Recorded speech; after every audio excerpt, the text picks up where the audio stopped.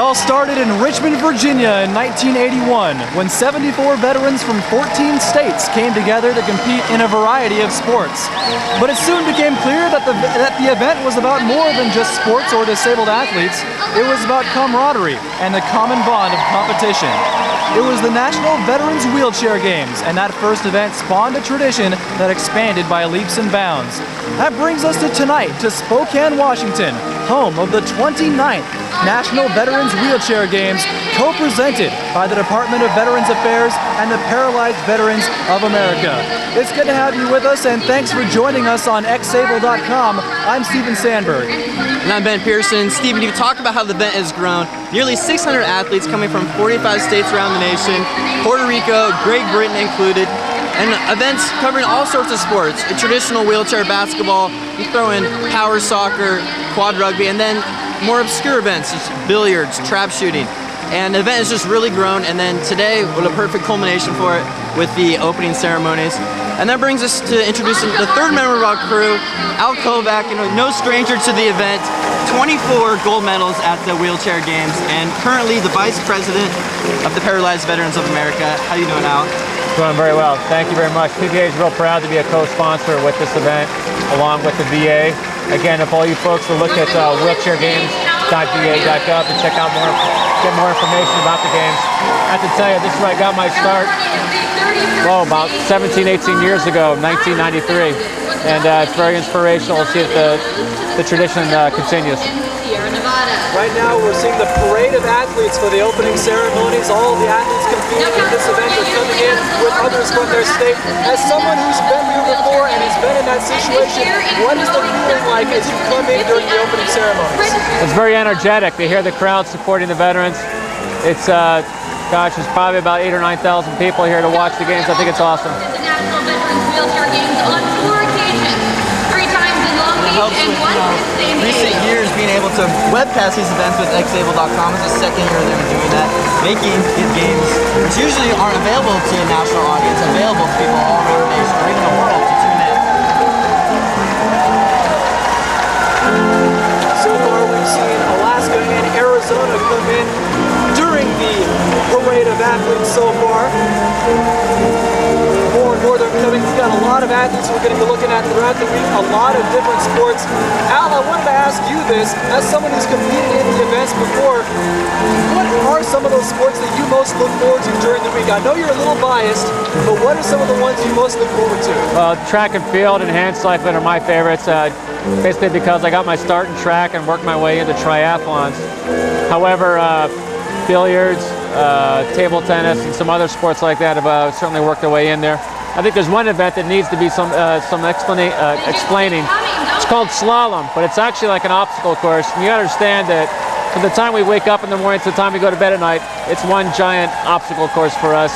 And these games are not so much about competition, but it's a lot more about introduction to sports for our newly injured guys. And getting up in the morning, just getting to the kitchen can be an obstacle. Can you explain some of the obstacles that are in the slalom course? I'm sorry about that? Explain some of the obstacles that are in the slalom course. From opening the door, close the door, going across ladders, ropes. A lot of it is terrain. It's our wheelchairs vary from 22 inches wide to 40 inches wide. You really have no idea what you're going to get yourself into until you show up. One of the great things about this event is that it teams up athletes who have been doing this for a long time, including Paralympians, with people who maybe haven't been involved in some of these sports before and probably not in a big event like this. What is that like, bringing together such a diverse amount of people into the same area, all in the same competition? We really rely on the guys that have been around for a while to pass the torch to the new guys. The new guys have no idea what they're getting themselves into. A lot of those new competitors are from the Spokane area, 41 athletes from Washington, and it is really a national event, but it's good for people who usually wouldn't travel to compete in the national event. Some local people from Spokane coming out to compete for probably their first time. Yeah, we've actually got 632 athletes from all over the country here today. So you see Delaware stroll in. On now to Florida, the Sunshine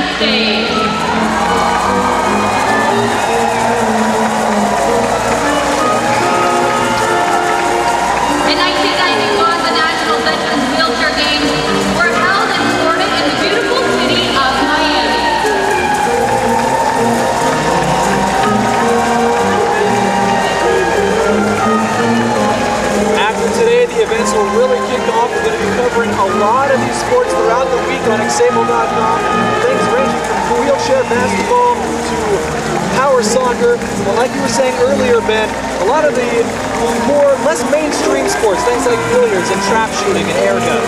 We're going to be seeing a lot of that all throughout the week on xable.com. Be sure to tune in, look for the links on the homepage, and you'll be able to find any sport you want to see on xable.com throughout the week. And as well, on top of that, you'll be able to see some of the footage we got earlier that had a little media kickoff, which had a little play around a wheelchair basketball game, which had some of the local media members participating.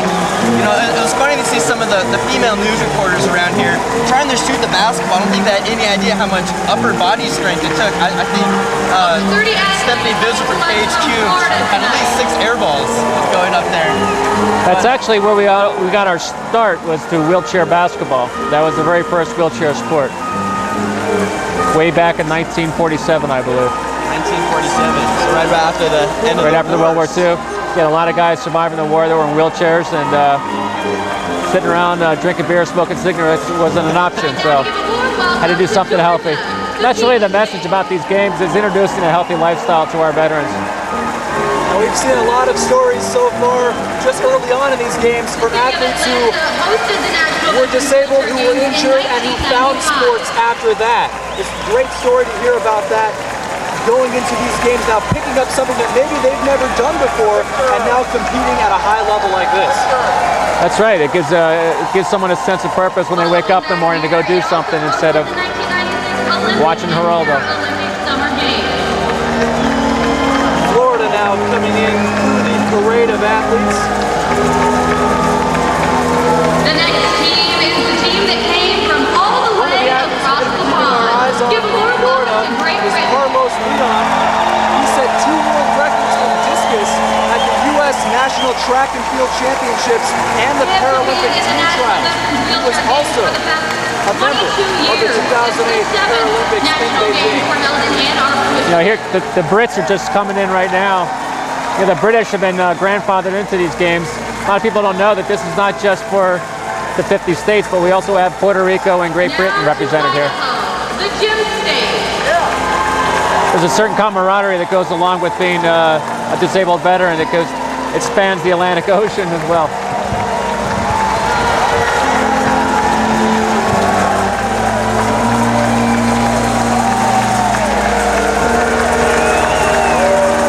Idaho's coming in, the Washington's border. A lot of athletes from northern Idaho joining us today. Time now to welcome Illinois, the Prairie State.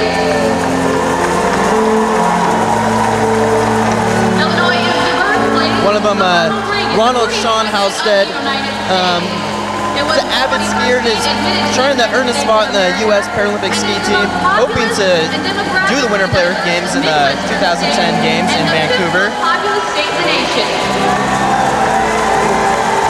We're now seeing Illinois come into the parade of athletes as well. Indiana, the Hoosier State.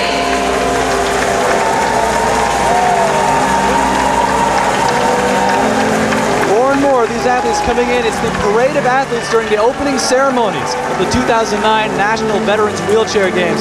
And as we've said a couple of times, over 600 athletes in this year's games. Al, what do you think has been the reason for the boom in the number of athletes that we've seen compete year after year in these games? Well, I think people are finally getting it, that people with disabilities can actually lead a healthy lifestyle. It's no longer this apathetic, sit around and watch TV till, wait till, collect your benefits from the VA. It's actually about being productive in your life. It really gives yourself a sense of purpose when you have something to look forward to when you wake up in the morning to go. Even if you're not competitive, at least you're just getting out there and doing something. And, the event has really grown through a city like Spokane. Prepared for the event for 2 years. It's almost like a bidding process is for the Olympics. Last year's in Omaha. Coming here to Spokane, got the campaign rolling on the river. Got the beautiful Spokane River that goes right through downtown. It really can boost, the commerce for the city. Absolutely. I'm really surprised that a small town like Spokane can support an event like this. I have to say, back when I was racing wheelchairs, I used to come here every single year and do the Bloomsday race. It's a really, really, really cool town. And climbing that hill, I forget what they call it, but climbing that big hill out of where that river comes up, where the waterfall is. Doomsday Hill. Doomsday Hill.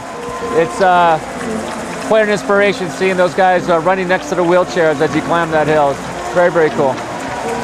This year, only the second time that the National Veterans Wheelchair Games have come to the state of Washington. The first time, it was Seattle, Washington, 1996.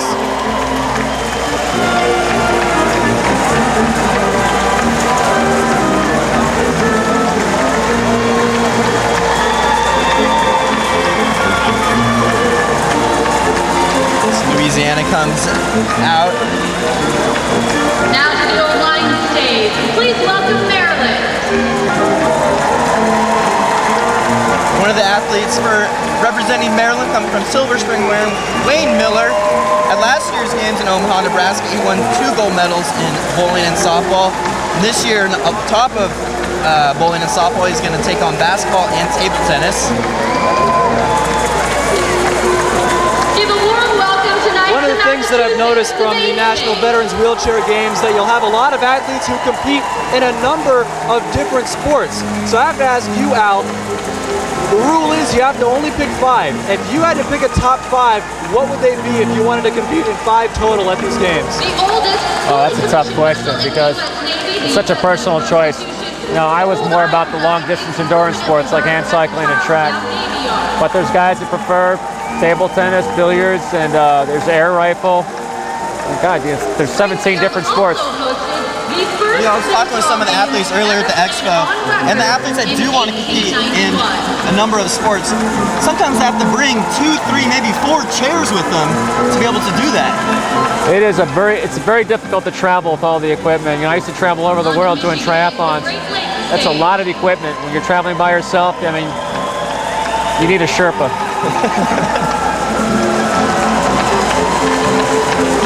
We're seeing more and more of the athletes from different states come in. I see Massachusetts over beyond the way. And more people are throwing balloons around. They're flying all over the place. It's a great atmosphere here for the opening ceremonies of the 2009 National Veterans Wheelchair Games. One of the athletes from Michigan, George Norton, he was involved in the little media basketball game we had earlier. So his 20th year attending the National Veterans Wheelchair Games, and he's be competing in several events as he has in the past, including table tennis, where he earned a gold medal in 2008, and of course he's playing in basketball again. One great quote that I loved from George Norton, he said, "I got started playing wheelchair basketball at the VA hospital about 20 years ago. It was like being born again." I think that just sums up a lot of what these athletes feel coming into Veterans Wheelchair Games.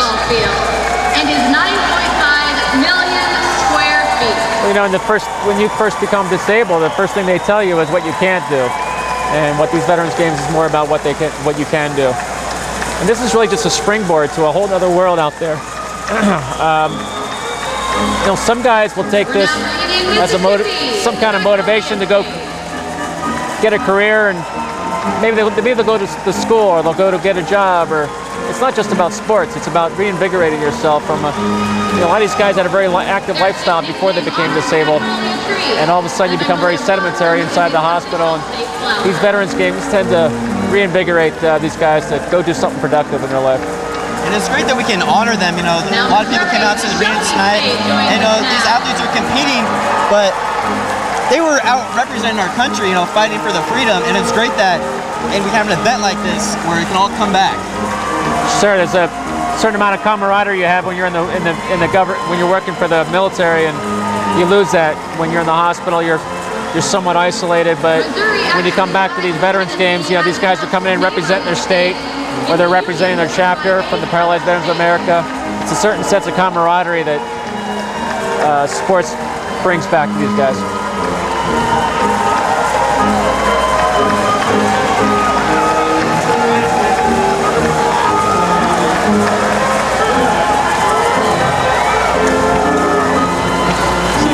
Coming in right now. Time now to bring in Montana, the treasure state. Right after that comes Montana. Good story out of Montana. John Bennett, 37-year-old out of Cascade, Montana.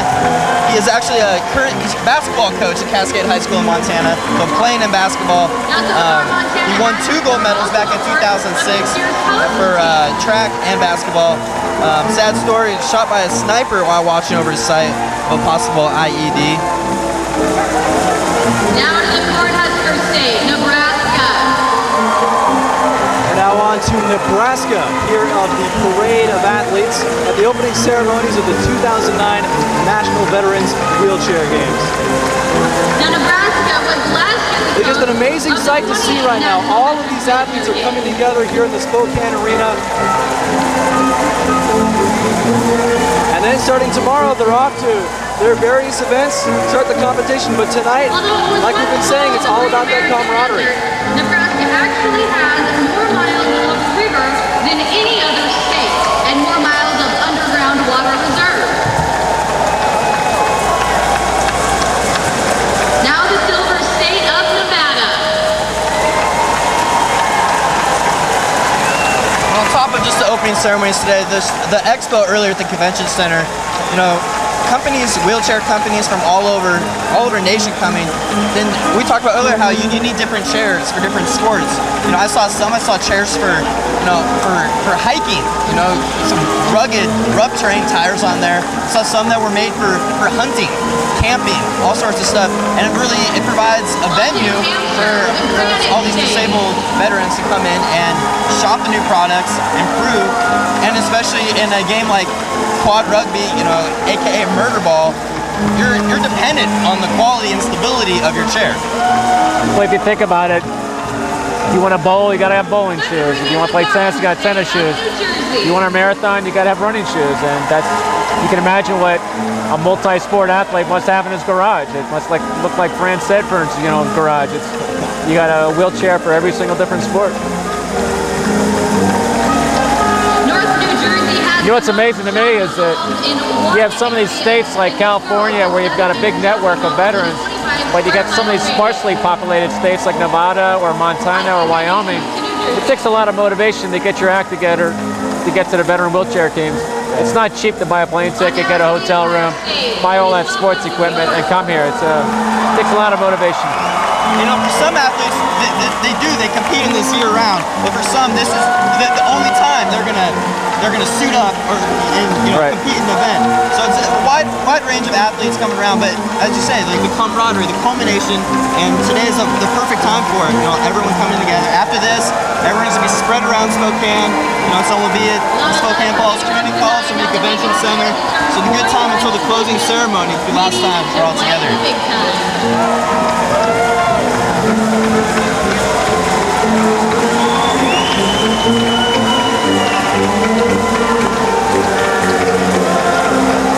You know, one thing I noticed about the trade show this afternoon was that there's a lot of flying balloon.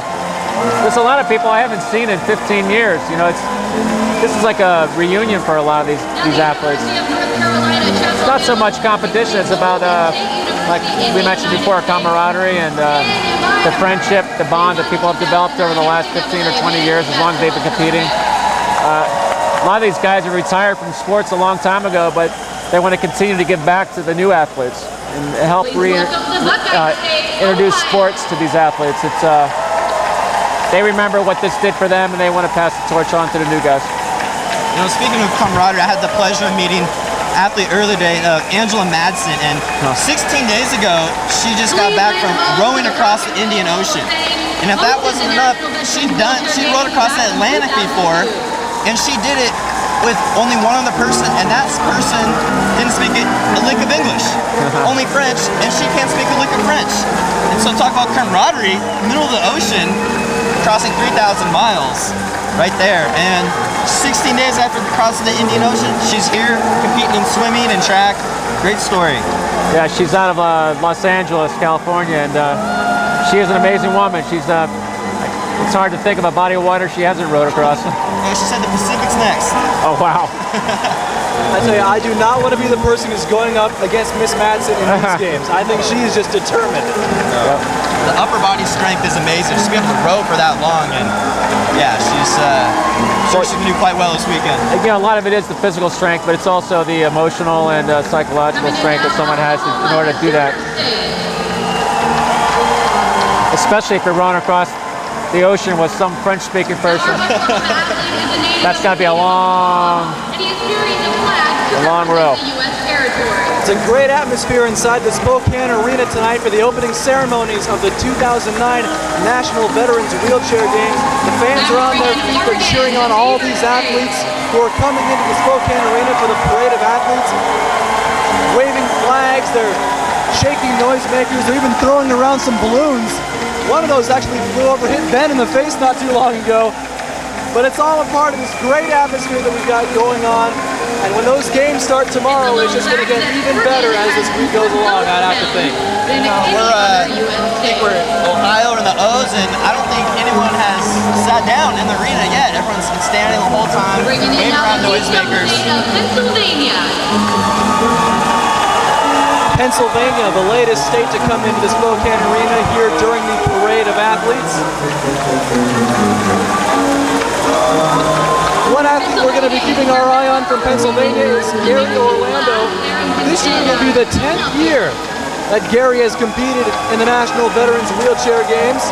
His favorite event is 9-ball.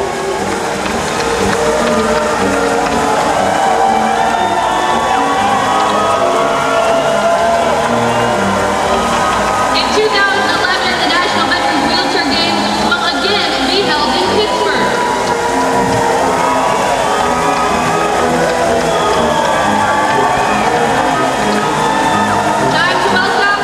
So as far as the fans are concerned, what usually is the event that has the most fanfare and most watched event?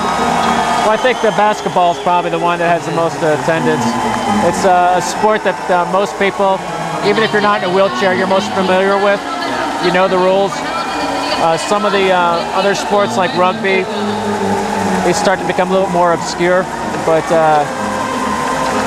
there's no doubt who comes across the finish line in track. There's no doubt who shot the ball through the net. Everybody can relate to that. You know, these games are going for 5 days, so there's plenty to choose from. And again, if you guys go to, if our viewers will go to wheelchairgames.va.gov, you learn a lot more about the event. And also for fans that watch it, it's great. The city of Spokane and with the Department of Veteran Affairs and the Paralyzed Veterans of America, all these events are free to the public. That's right. So it really helps, you know, being able for people in Spokane to come out and watch and get a taste of some sports they probably haven't seen before. That's right. Also, I want to let you know that the Paralyzed Veterans of America is a private organization. We receive no federal funding. So you got the Paralyzed Veterans of America, which is a private organization working with a very large government entity. And this very cordial relationship has been going on for 29 years.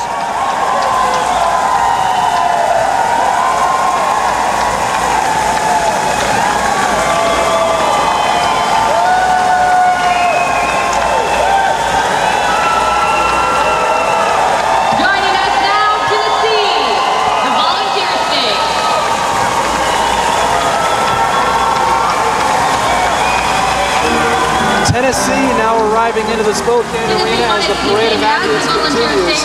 And this crowd of veteran athletes just keeps getting larger and larger. Just a few minutes ago, we were alone here on the arena floor by ourselves, just talking about what it's going to be like. All of a sudden, we find ourselves surrounded now by the sea of athletes, and it's just a great feeling right now inside the arena from all around us. Coming in as big as Everyone's, you know, in wheelchairs, but everyone have different types of disabilities. Some are worse than others. Some have, you know, been amputated. Some have no movement in their arms.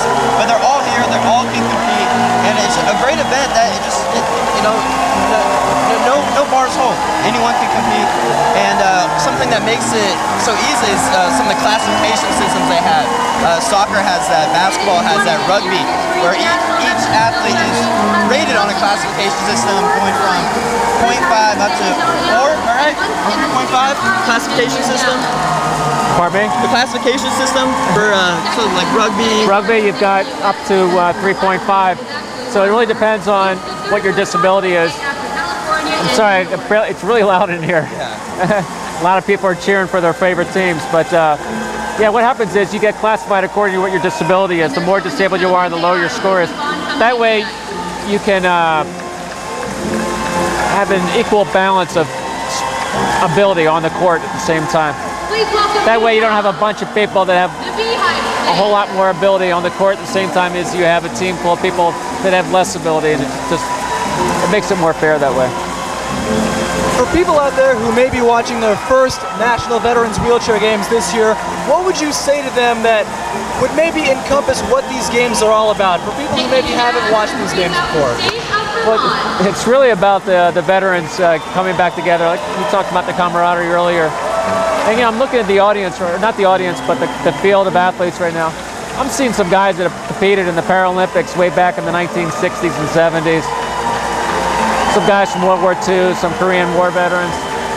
It's really neat to see those guys congeal with some of the veterans that are coming back from Iraq and Afghanistan. So when you have athletes who have competed in here for a long time and athletes who maybe are doing something for the first time, what is the relationship like between those different types of people? I think what brings everybody together is their service to their country. That's what they all, I don't know if you're born with it or it's something that happens later in life, but whatever, whenever you get it, you got it, and it's something you're gonna live with for the rest of your life. And it's that common bond that creates this.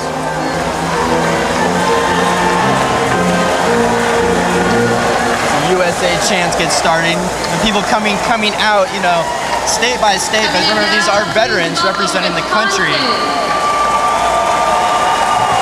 The Badger State. Virginia coming now into the Spokane Arena as we're nearing the end of the parade of athletes here at the opening ceremonies of the National Veterans Wheelchair Games.